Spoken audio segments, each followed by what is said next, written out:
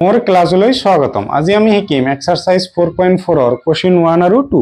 ভিডিওটো চাই যদি ভাল পোৱা তেনেহলে এটা লাইক কৰি দিবা আৰু চেনেলটোত নতুন হলে চেনেলটো সাবস্ক্ৰাইব কৰি দিবা। তো আজিৰ ক্লাসটো আমি আৰম্ভ কৰো। আমাক কি কোৱা আছে কোশ্চেন 1 ত y = 3 ৰ জ্যামিতিক উপস্থাপন উল্লেখ কৰা। যদি ধৰা হয় যে সমীকৰণটো এটা চলকযুক্ত এটা দুটা চলকযুক্ত আছে। জ্যামিতিক ভাবে আমাক উপস্থাপন কৰিব দিছে। সমীকৰণটো হল y = 3 এনে লিখি লৈছো আমি। সমীকৰণটোক আমি কি কৰিম প্ৰথমতে কি কৈছে এটা চলকযুক্ত হলে কি হ'ব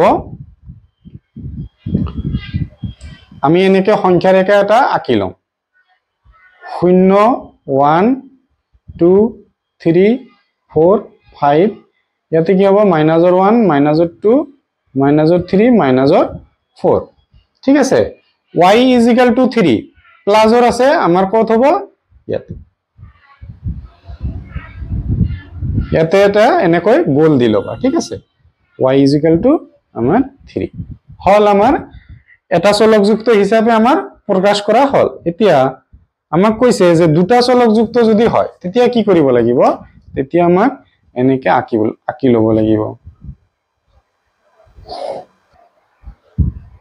আমাক কি কৈছে y = 3 তাৰ মানে x ৰ মান 0 x ৰ মান দিয়া নাই মানে x ৰ মান 0 y = 3 এটো হল আমাৰ y অক্ষ এটো হল আমাৰ x অক্ষ y = প্লাসৰ 3 তাৰ মানে এইটো বিন্দুত কেনেকে যাব সিধাকে যাব এইটো বিন্দুৰ মাজেৰে সিধাকে লাইনটো পাৰ হৈ যাব হল। ইয়াতে বিন্দুটোৰ নাম লিখি দিব লাগিব 0,3 মানে x ৰ মান দিয়া নাই মানে 0 আৰু সমীকৰণটোৰ নাম হ'ব y = 3 এইফালে এৰো চিন দিব লাগিব হ'ব। ভিডিওটো পজ কৰি লিখিলো। সো আমি কোশ্চেনটোত সমীকৰণটো দি আছে আমাক কি কৈছে জ্যামিতিক ভাবে উপস্থাপন কৰিব দিছে এটা চলকযুক্ত হলে আৰু দুটা চলকযুক্ত হলে। প্ৰথমতে আমি এটা চলকযুক্ত হিচাপে প্ৰকাশ কৰিম। তো সমীকৰণটো অলপ সমাধান কৰি লও 2x প্লাস আছে হোফালে গলে কি হ'ব মাইনাসৰ x ৰ লগত ইনটু হৈ আছে হোফালে গলে কি হ'ব ডিভাইড হ'ব হল। এইখিনি আমি সমাধান কৰি ললো। এতিয়া 1 নম্বৰটো চাম আমি এনেকে সংখ্যা ৰেখা বনাই লম চাবা 9/2 মানে কিমান বাৰ যাব 4 বাৰ 8 থাকিল কিমান 1.5 তাৰ মানে 4 তকৈ ডাঙৰ 5 তকৈ সৰু হয় না নাই তাৰ মানে এইটো হল 4 তকৈ ডাঙৰ 5 তকৈ সৰু।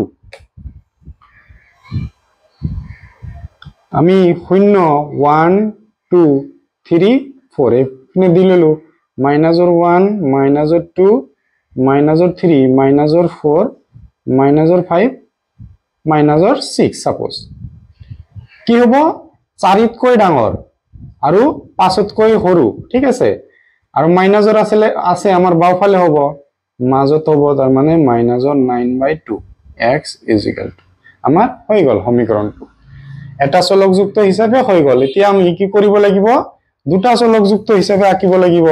দুটা চলকযুক্ত আঁকিলে আমাৰ কি আঁকিব লাগিব প্ৰথমতে x অক্ষ আঁকিব লাগিব তাৰ পিছত y অক্ষ আঁকিব লাগিব। আমি y অক্ষ আগত আঁকি ললো পিছত আমি x অক্ষ আঁকিম হ'ব। 0 আমাৰ পজিটিভত নালাগে মানে প্লাসত আমাক দিয়া নাই 1 2 এনে লিখি ললো 1 2 এটো হল আমাৰ y অক্ষ এটো হ'ব আমাৰ x অক্ষ। মাইনাসৰ পিনে আমাৰ লাগে ভালকে লিখি লম -1 -2 -3 -4 -5 -6 আমাৰ কি হয় 4 তকৈ ডাঙৰ আৰু 5 তকৈ সৰু না 4 তকৈ ডাঙৰ মাইনাসৰ পিনে 5 তকৈ সৰু এইটো বিন্দু হ'ব। কি কৰিম সিধা আমাৰ y ৰ মানটো দিয়া নাই y ৰ মান 0 তেনেহলে আমাৰ এই সিধা আমাৰ কি হ'ব এনেকে আঁকি দিম।